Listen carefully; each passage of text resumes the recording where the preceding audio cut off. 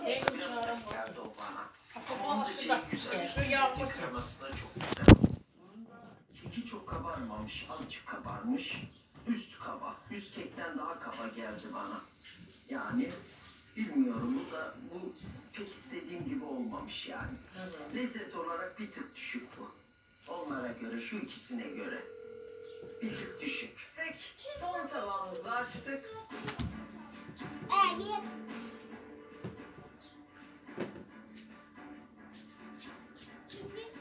Sana sana.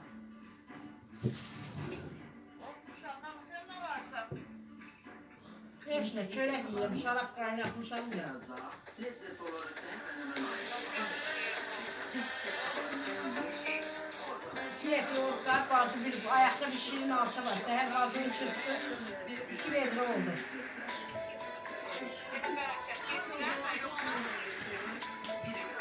He. Nerede bu soğukta